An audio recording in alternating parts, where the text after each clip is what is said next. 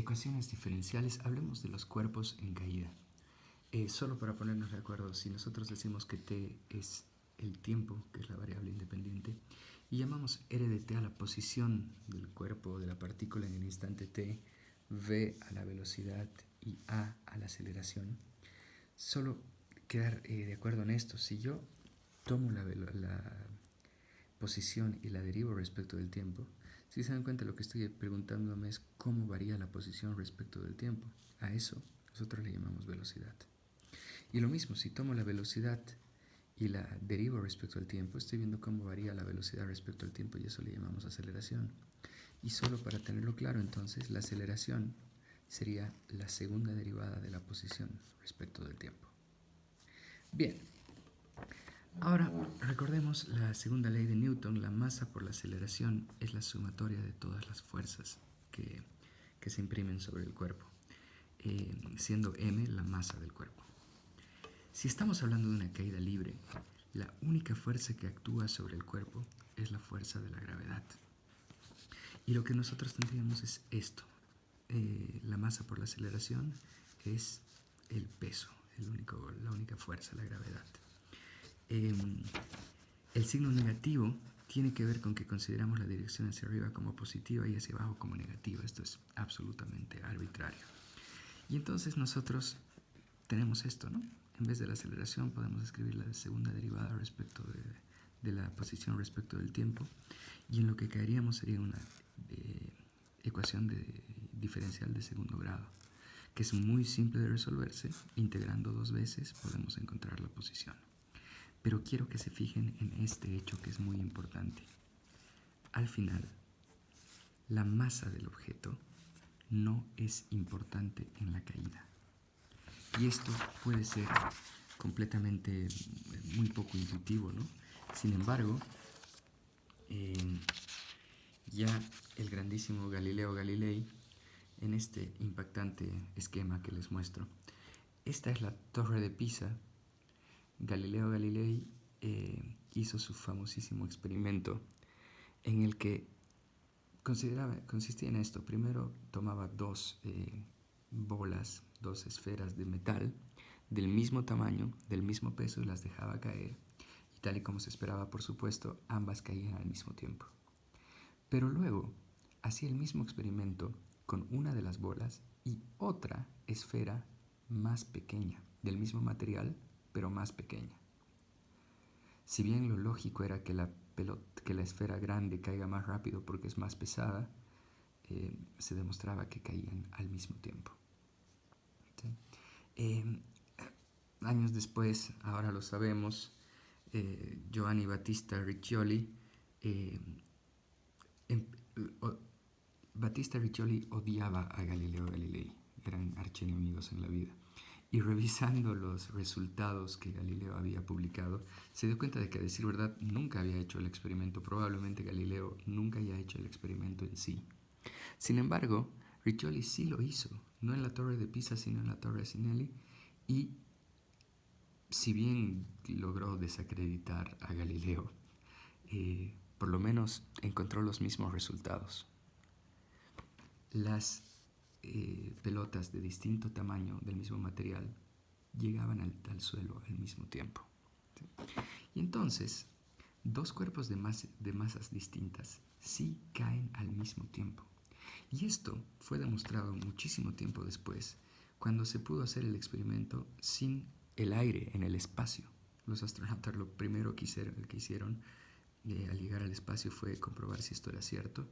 Y sí, cuando nos movemos en el vacío, una pluma y una pelota de plomo caen al mismo tiempo. Entonces, también es cierto que si yo subo un piano a un edificio y una pluma y los suelto a los dos al mismo tiempo, el piano cae más rápido, eso es indudable. Pero eso no se debe a las distintas masas, sino a la resistencia del aire. Eso es lo que hace que un cuerpo caiga más rápido que el otro. ¿Qué tanto interviene la resistencia del aire en la caída? Entonces, esto es importante y quiero que piensen en esto. Si ustedes están sumergidos en el agua e intentan mover el puño de su mano, desde, qué sé yo, moverla unos 10 centímetros. Se darán cuenta que cuando ustedes hacen ese movimiento muy lentamente, prácticamente no sienten ninguna resistencia del agua. Sin embargo, si ustedes intentan hacer ese exacto mismo movimiento con toda la velocidad posible de la que sean capaces, sí van a sentir que el agua se está resistiendo al movimiento. ¿Sí? Ya sabemos que lo que pasa en el agua pasa en menor densidad en el aire, pero la resistencia del aire no se opone al movimiento en sí, bueno, explícitamente, se opone a la velocidad. ¿Sí? Y es por eso que podemos pensar que si nosotros teníamos que esta era la caída libre, tomando en cuenta la resistencia del aire, nosotros podríamos tener esto. ¿Sí? La masa por la... fíjense en esto que es muy importante. Lo correcto sería hablar de la masa por la segunda derivada del movimiento. ¿Sí?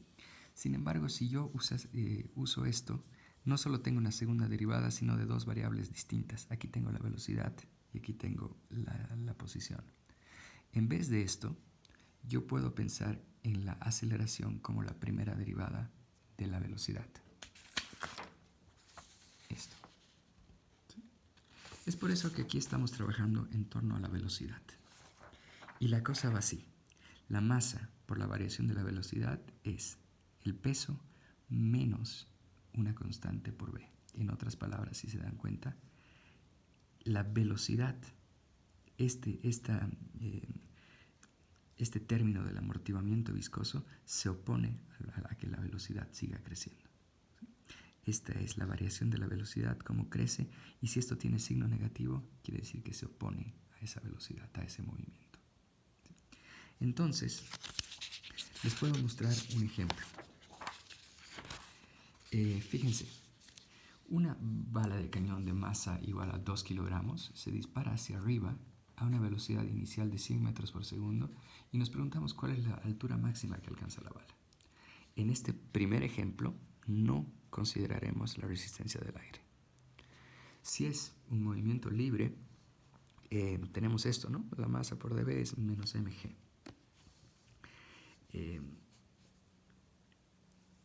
Fíjense que es importante puntualizar esto.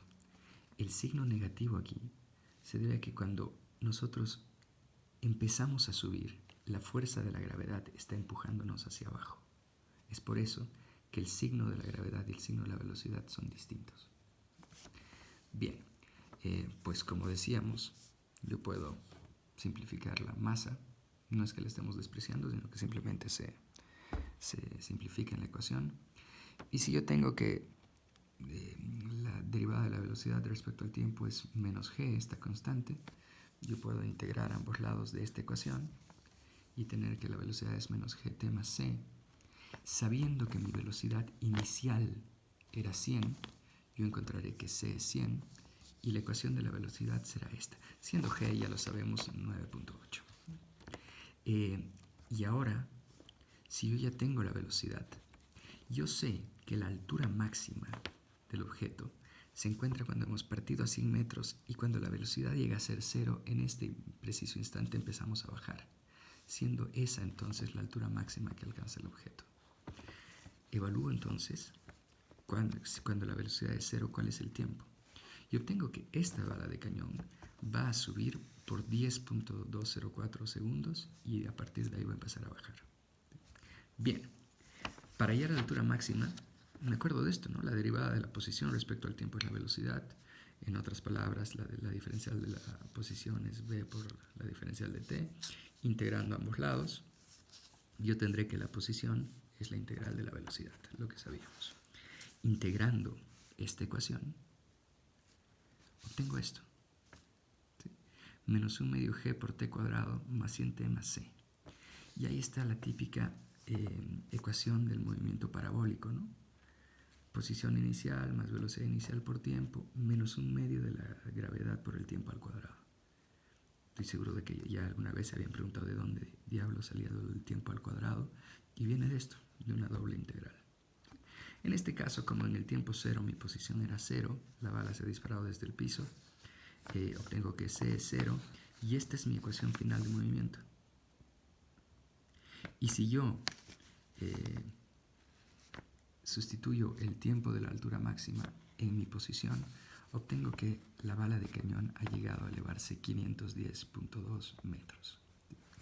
Ahora, veamos qué hubiese pasado con esa misma bala, el mismo peso, la misma velocidad inicial, sin embargo ahora tomando en cuenta la resistencia del aire. Tomemos por ejemplo que la constante K es 0.05. En ese caso, nuestra ecuación gobernante es esta. Una vez más, quiero que tengamos mucho cuidado en esto de los signos. Yo sé que cuando les he hablado de la caída con resistencia del aire, la ecuación era esta. Lo que pasa es que en este caso estábamos pensando en una caída, ¿sí?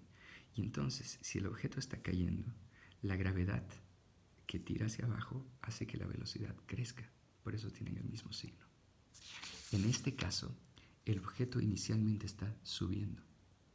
Es decir, la gravedad tira hacia abajo, haciendo que la velocidad se haga más pequeña. Por eso el signo negativo en este caso. Y una vez más, esto negativo también porque se opone a que la velocidad crezca. Los casos distintos cuando estamos subiendo o cuando estamos bajando. Bien, lo que especificábamos. Esta es una ecuación lineal, también es una ecuación separable. Ya sabemos cómo resolverlas, podemos estandarizarlas, llegar a esto, encontrar nuestro factor de integración,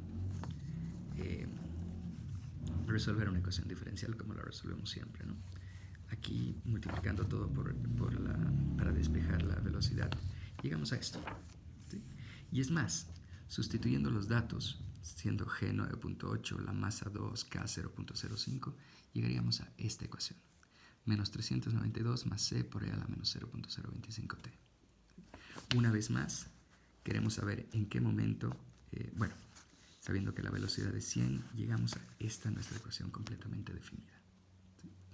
Y una vez más, sabemos que la altura máxima se alcanza cuando la velocidad es 0, y vemos que esta vez la altura máxima no se alcanza a los 10 y pico segundos como en el anterior ejemplo, sino antes, en el 9.08.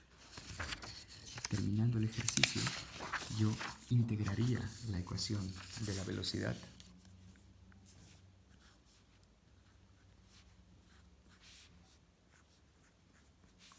para encontrar la posición. ¿Sí? Integrando esto y además acordándome de que la posición inicial era 0, terminaría de encontrar el valor de C y tendría completamente definida, bueno, esto es 19.680, tendría completamente definida mi ecuación de la posición, y sustituyendo los 9.0886 segundos que había encontrado la altura máxima, me doy cuenta de que esta vez la altura máxima es de 437 metros, que tiene todo el sentido. Cuando viajamos sin resistencia del aire, podíamos llegar hasta pasar los 500 metros. Cuando viajamos con la resistencia del aire, no llegamos tan alto, llegamos apenas a los 437 metros. ¿Sí? Para terminar, los dejo con un desafío. ¿Sí? Es uno de los ejercicios del texto, pero no deja de ser un ejercicio muy interesante, que es este de aquí. Un paracaidista, bueno, en este ejemplo, siguiendo el texto, estamos siguiendo el sistema inglés, el sistema americano, perdón. Un paracaidista pesa 160 libras. ¿Sí? Esto incluyendo su equipo, su paracaídas, todo eso. Después de saltar desde un avión que está a 15.000 pies de altura, la paracaidista espera 15 segundos antes de abrir el paracaídas. Si saltó desde el reposo, es decir, se dejó caer desde el avión, y consideramos que K tiene un valor de 0.5 durante la caída libre y de 10 cuando el paracaídas se abre, esto tiene todo el sentido, ¿no? Una K pequeña, poca resistencia del aire mientras cae en caída libre, y prácticamente libre, y mucha resistencia del aire cuando abre el paracaídas. ¿A qué altura y con qué velocidad está 20 segundos después de saltar? ¿Y cuánto tarda en llegar al suelo? No se olviden, en estos casos nuestra gravedad la tomamos como 32. Todo suyo.